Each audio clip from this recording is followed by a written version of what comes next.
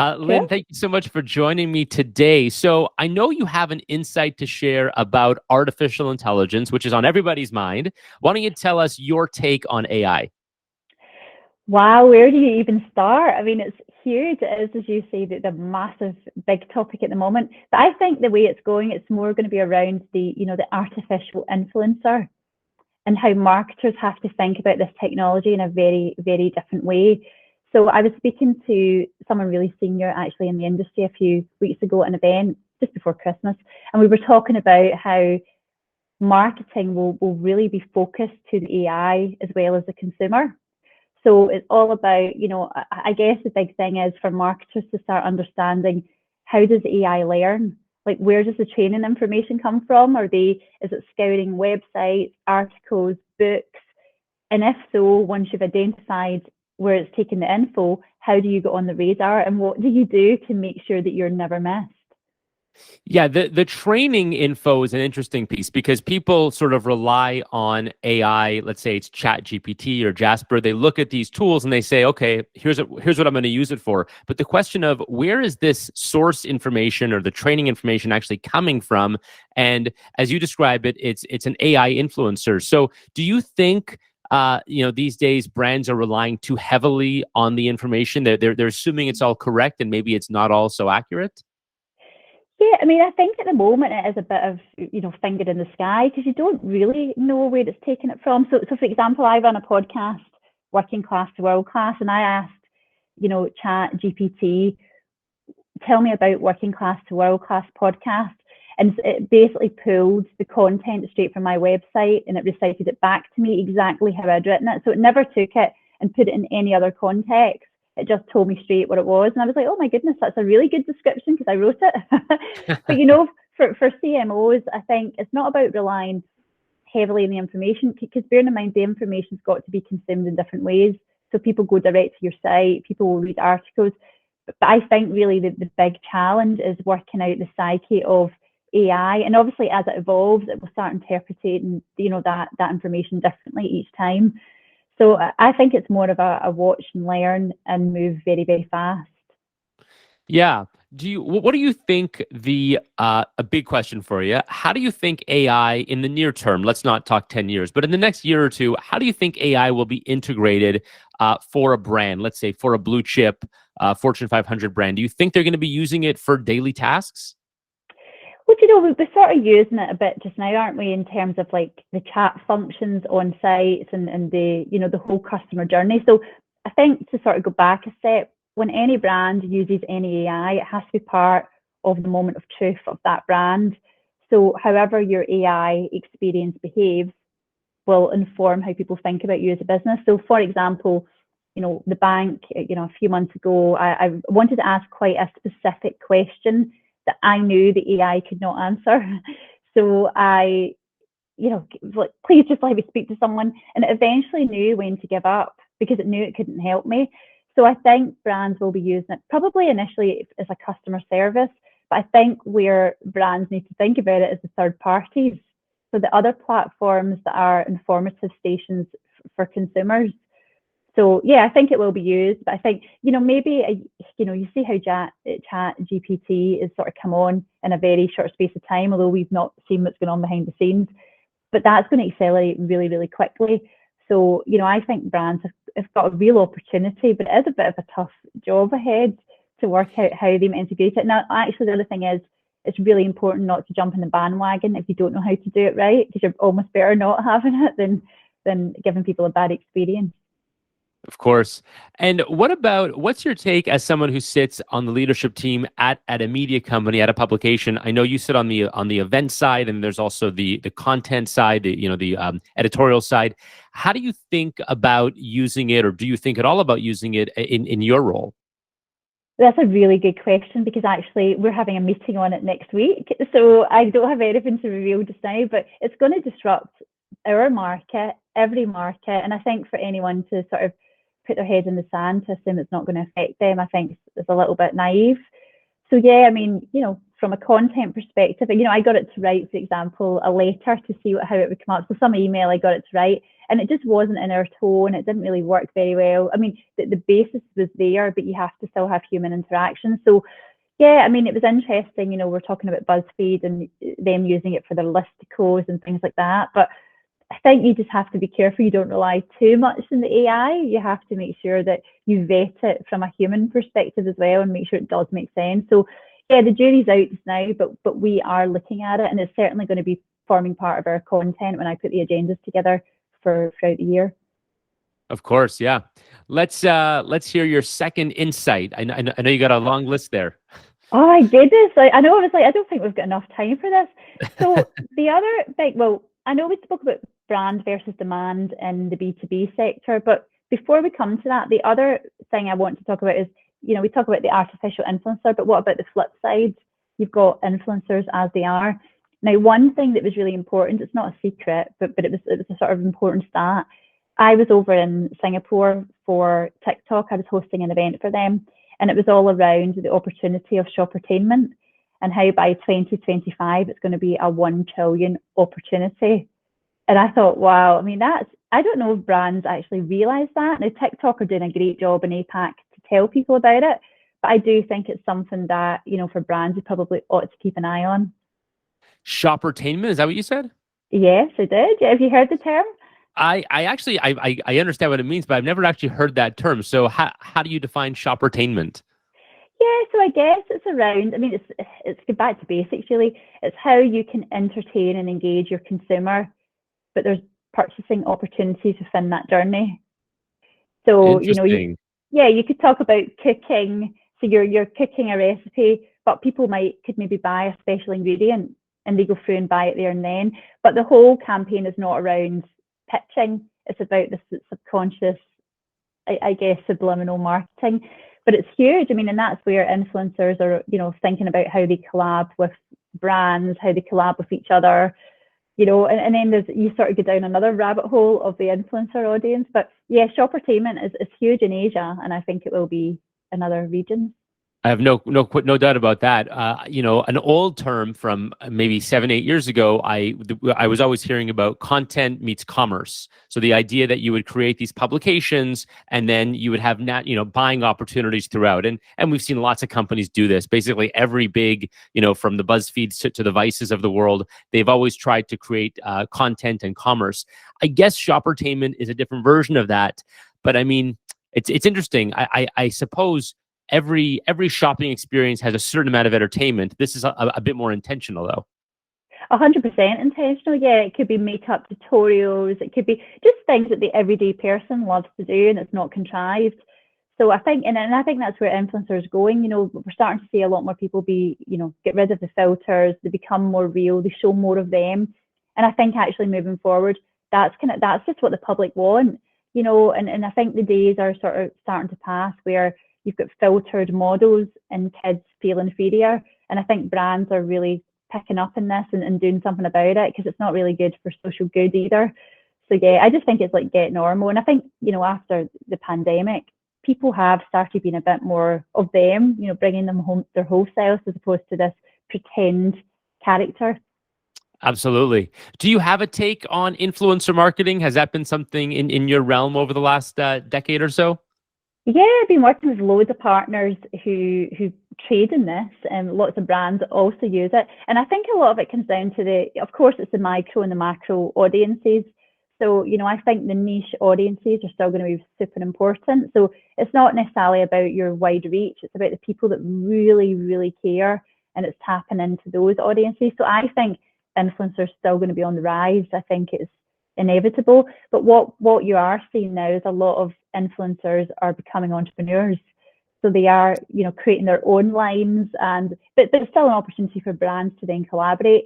But it does change the dynamic slightly, because the influencer does become even more in control of the content and everything else. So it'll be interesting to see that shift, and also the transparency of pay, how our influencers paid. Because I think some brands, do take them for a ride, and some brands are very generous. So I think there will be a bit more of a reset in terms of how people get paid and what certain influencers are worth versus others. Yeah, two big influencer trends. You hit on both of them there. The one is the influencer becoming the entrepreneur because they realize they've already built this powerful community, and now they can just layer a product on top, which some do well and some don't do well. But Yeah. it's an opportunity. And the other one is, we used to use the term micro influencer a lot, micro influencer. Really, there's a movement towards influencer niches, and Yes. so a micro influencer is just someone who's really figured out their niche, and in many cases the micro influencers have better business opportunities because they have such a tight and valuable niche. And so niching isn't necessarily a bad thing. It can be a very powerful thing. Yeah, absolutely. I mean, it's always, it's not about the numbers at the end of the day. It's about the engagement. You can do a digital campaign and get loads of click-throughs, but what does that mean if people don't purchase or do something with it? So yeah, you're totally right. It's a niche within a niche.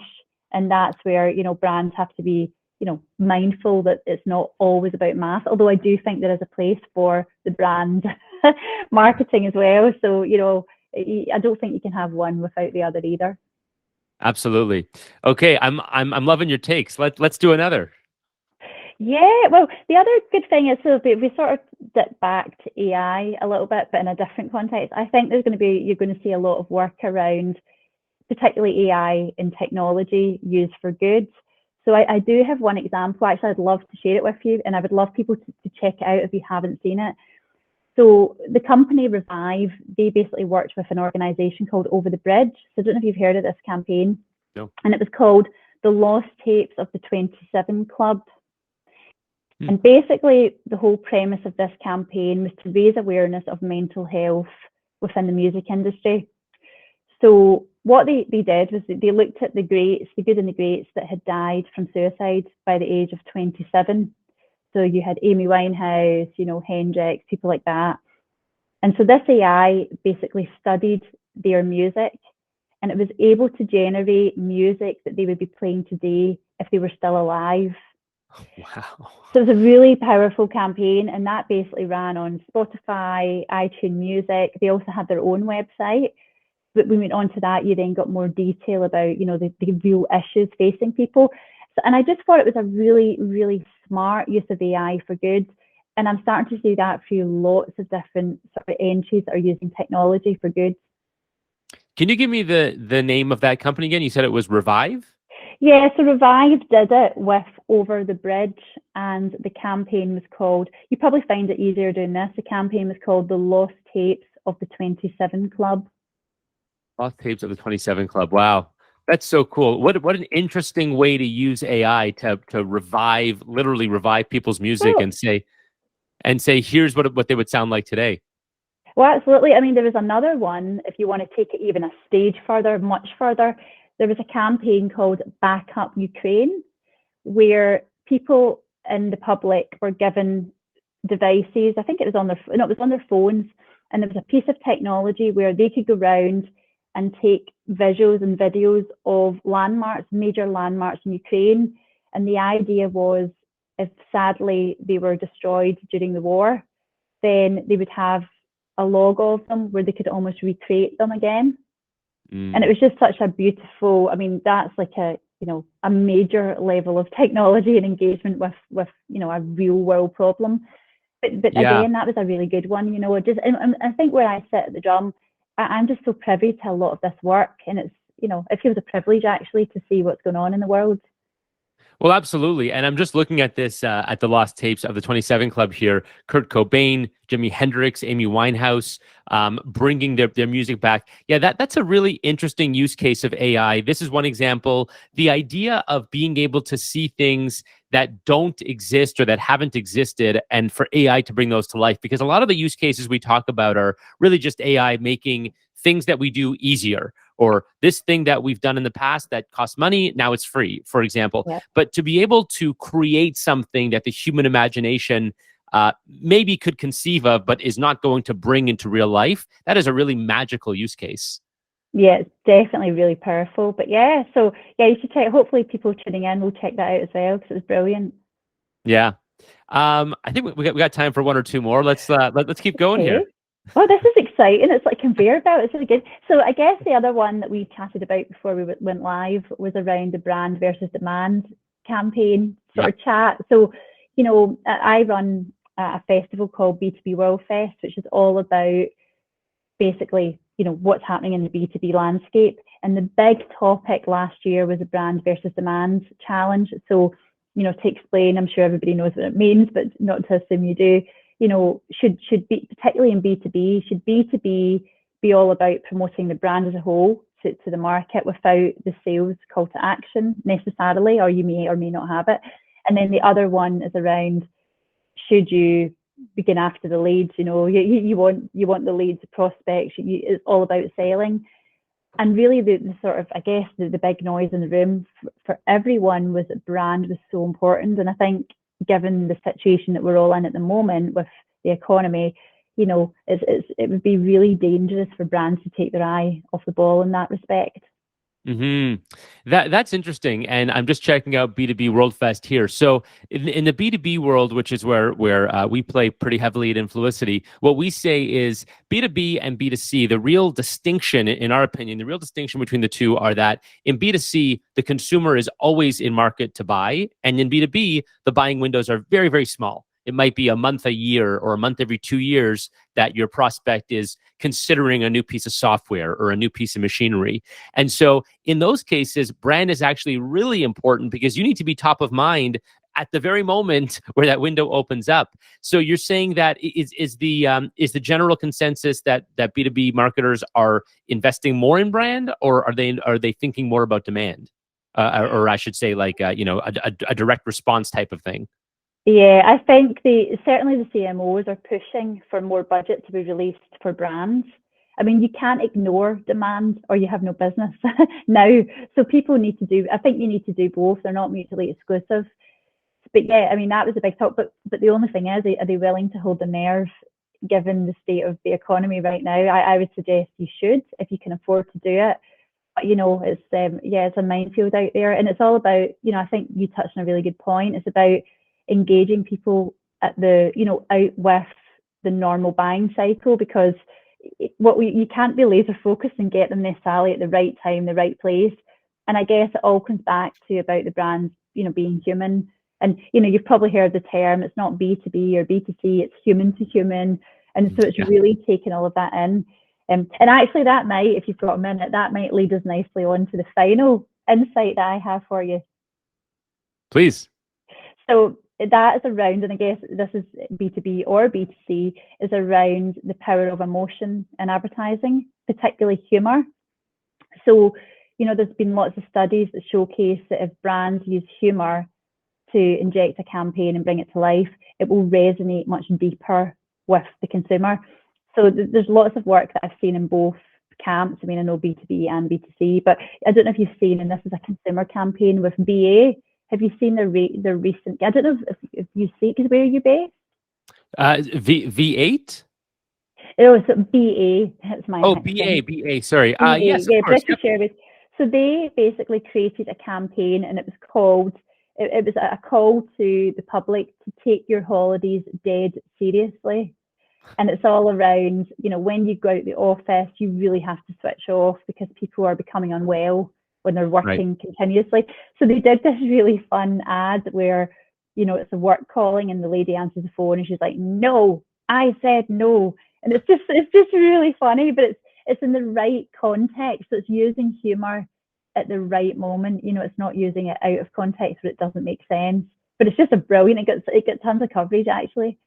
Yeah. The idea of using, I mean, it's funny because we talk about human to human and emotion and humor, and it's for certain brands, they do it very well, and other brands, I think, maybe stay away from it. What's your take on? Is it more of are there certain industries or certain types of marketing where you should be thinking more about human emotion versus appealing to the logical side of people, or do you think every brand should be thinking about both? I mean, I think you have to strip it back and remember that we're all people. So you might be selling to corporations, but you're selling to a person that has a family, that has troubles, that has we've all got that in common, no matter how senior you are or not. So I think it depends on your type of brand. But, even software companies, I've seen some stuff entered into our B2B awards where, it's about technology and it's about people frazzling their brains and stuff. And, it's really, really funny, but it gets the point home. So I guess to answer your question, I think you obviously have to be sensitive to situations because it can land you in hot water if you get it wrong, which maybe is why some brands are steering clear, because that's quite a dangerous place to be. Look at Pepsi and people like that have got it wrong a few times. So yeah, I think you need to think of both, but I don't think you have to be overly guarded, because as long as you're doing something that's not offensive, everybody has, well, we hope most people have a sense of humor. We hope. We hope. We hope and pray. Yeah. Lynn, this was so insightful. Thank you so much for sharing your time today. No problem at all. Anytime. That was really good. I'll stop recording now. Are you still okay for a minute or two? Yeah, of course. Yeah. Okay, great.